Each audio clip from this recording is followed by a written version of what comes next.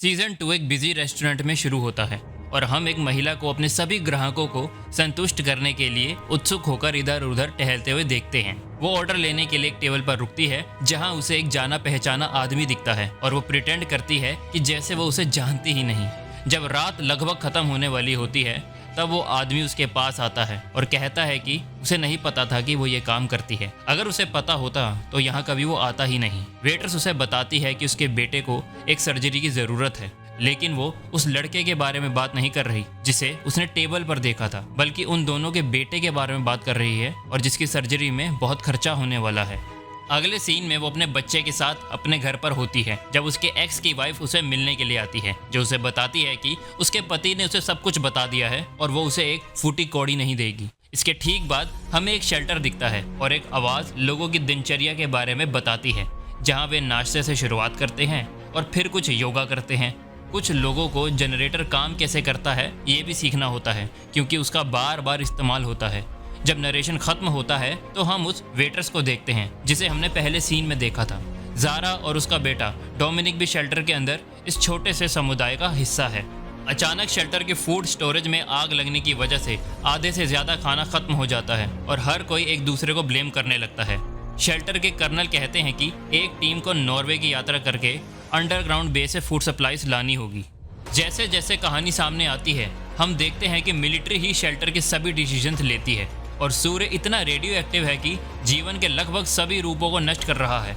हम कुछ कैरेक्टर से भी मिलते हैं, उनमें से एक है हॉर्स्ट, जो चूहों को विभिन्न सामग्रियों से ढके हुए कुछ बक्सों में बाहर निकाल के पकड़ लेता है ताकि वो ऐसे मटेरियल का पता लगा सके जो रेडिएशन में इंसानों को बचाने में सक्षम हो। लेकिन दुर्भाग्य से इनके अभी तक के सभी एक्सपेरिमेंट्स फेल हुए हैं। डोमिनिक को हॉर्स्ट की मदद करने में अच्छा लगता है, लेकिन उसकी माँ ज़ारा उसकी इस आदत से परेशान है। ये एक रात वो बिस्तर से उठकर एक चूहे का पीछा करने लगता है। ज़ारा भी उसके पीछे भागती है, लेकिन वो गलती से जनरेटर वाले कमरे में फंस जाते हैं। दरवाज़ा लॉक्ड होने के कारण वे बाहर नहीं निकल सकते। जनरेटर उसकी जान ना ले ले, इसीलिए साइल्वी उन्हें जनरेटर बंद करने के लिए कहती है, लेकिन ऐसा करने से गर्मी लगातार बढ़ती जाएगी।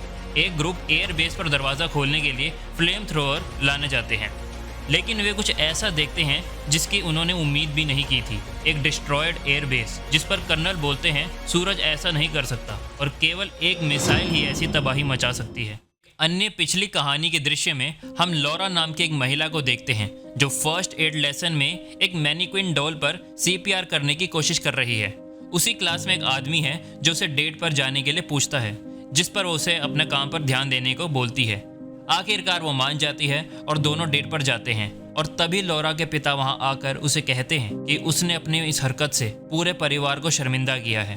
फिल्म वापस अब के सीन पर आती है जहां हर कोई ज़ारा और डोमिनिक को बाहर निकालने का उपाय सोचने की कोशिश कर रहा है। कर्नल अपने साथ दो ग्रुप्स को बेस गेट पर इस आशा के साथ ले जाते हैं कि शायद उन्हें वहां कुछ टूल्स मिल जाएं जिससे गेट को खोला जा सके। कर्नल टिप्पणी करते हैं कि उन्हें यह काम जल्द से जल्द खत्म करके नॉर्वे के लिए निकलना होगा क्योंकि नष्ट हुआ एयरबेस एक संयोग नहीं हो सकता, और वो अंदाज़ा लगाते हैं कि हमला रूस ने किया होगा ताकि वे पहले नॉर्वे पहुंच सकें, सभी सप्लाईज ले जा सकें। जनरेटर रूम के अंदर ज़ारा अपने बेटे से कहती है कि वो उन्हें वहां से बाहर निकालने जा रही है और एक एयर पाइप पर लात मार के उसे तोड़ देती है। वो पहले डोमिनिक को चढ़ाने की कोशिश करती है, लेकिन बैलेंस बिगड़ जाने के कारण वे दोनों फर्श पर गिर जाते हैं। कर्नल एक मिलिट्री मेजर के मृत शरीर को हथकड़ियों में बंधा हुआ देखता है, जिसे हर कोई बुरा इंसान मानता है। वो सोचता है कि उसकी मौत के लिए साइल्वी जिम्मेदार है। जैकब उसे कहता है कि उस पर शक करना गलत बात होगी, वैसे भी कोई मेजर को पसंद नहीं करता था।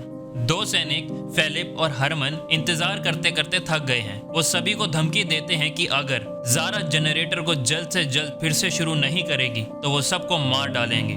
कर्नल बेस में लौट आता है जिससे सोल्जर्स डिस्ट्रैक्ट हो जाते हैं और अयाज को उन दोनों पर हमला करने का मौका मिल जाता है। कुछ गोलियां इधर उधर चलती हैं और कर्नल गलती से मारा जाता है, जबकि जनरेटर रूम के अंदर ज़ारा और डोमिनिक खुद को बचाने का कोई रास्ता नहीं दिखता क्योंकि साइल्वी और बाकी लोगों में से किसी को ऐसा कोई टूल नहीं मिला जिससे दरवाजे को खोला जा सके। वो अपनी मौत को स्वीकार करते हुए जनरेटर को फिर से शुरू कर देते हैं। उनको मरता हुआ देखकर अयाज अपने आंसू नहीं रोक पाता। फिलिप और हरमन ये ठान लेते हैं कि उनके कर्नल की मौत का बदला वो सिविलियन से जरूर लेंगे। अगले सीन में साइल्वी को जैकब के साथ एकांत मिलता है, जहां वो उसे बताती है कि उसे मेजर को बांधने और उसे मारने के लिए क्यों मजबूर होना पड़ा। जैकब उसे कहता है कि उसे सब समझ आ गया है और उसे कुछ भी एक्सप्लेन करने की जरूरत नहीं है।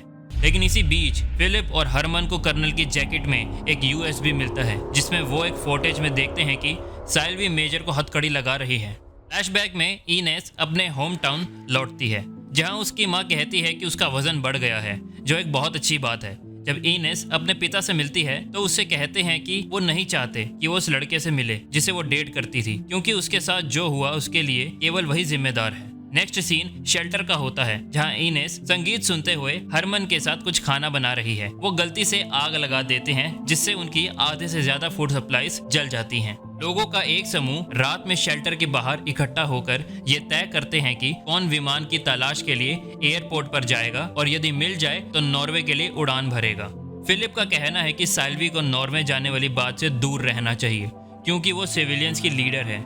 उनके जाने से पहले वो ज़ारा और डोमिनिक के लिए एक छोटा अंतिम संस्कार समारोह की व्यवस्था करते हैं और रिक उनके बारे में कुछ शब्द कहता है। कुछ सिविलियंस विमान की तलाश शुरू करते हैं। तभी साइल्वी फिलिप को अपना सामान कर्नल के कमरे से बाहर ले जाने के लिए कहती है, ताकि जब अयाज वापस आए तो वहां सो सके। इसी बीच हॉर्स्ट का लॉरा के साथ थोड़ा रोमांस चल रहा है। लॉरा उसे कहती है कि उसका ये अजीब व्यवहार वो बहुत दिनों से नोटिस कर रही है और उसे पूछती है कि वो ऐसा क्यों कर रहा है। हॉर्स्ट कहता है कि वो उससे प्यार करता है, लेकिन वो अब कुछ नहीं करेगा, क्योंकि वो जानता है कि वो अयाज को पसंद करती है, और चला जाता है।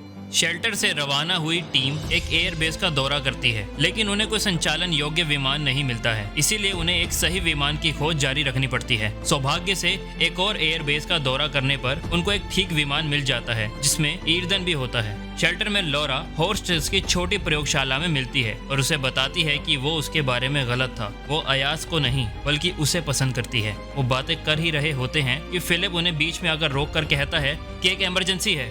कुछ समय बाद साइल्वी इनेस के साथ बाहर अपनी कहानी साझा करती हुई कहती है कि उसको कुछ दिनों से खाना खाने में दिक्कत हो रही है, जिसकी वजह से उसका वजन कम हो गया है। दोनों को तभी कंट्रोल रूम में बुलाया जाता है, जहां फिलिप साइल्वी से कहता है कि वे सभी जानते हैं कि उसने क्या किया है, जिसकी वजह से उसे मुकदमे को फेस करना पड़ेगा। पायलट विमान उड़ा रहे हैं और वे अयाज को कैबिन में बुलाकर पूछते हैं कि अगर रूसी पहले से ही वहां हैं और वे उनके साथ फूड सप्लाईज को शेयर करने से इनकार करते हैं तो उन्हें क्या करना होगा। अयाज इस पर कहता है कि जब तक रूसी 17 लोगों से कम है तब तक सिचुएशन अंडर कंट्रोल रहेगी, क्योंकि उसकी पिस्टल में उतनी ही बुलेट्स हैं। वहीं शेल्टर में सोल्जर्स बाकी बचे सिविलियन से पूछताछ कर रहे हैं। लॉरा उन्हें बताती है कि उसे नहीं पता था कि साइल्वी का उस इंसिडेंट में हाथ है। वहीं हॉर्स्ट का कहना है कि वीडियो फुटेज में कमी है, क्योंकि वे कोई ऑडियो नहीं सुन सकते और शायद रियलिटी कुछ और ही है। इसका फाइनल पार्ट बस 2 दिन में अपलोड होने वाला है, इसीलिए चैनल को सब्सक्राइब करके बेल आइकन प्रेस करना ना भूलें।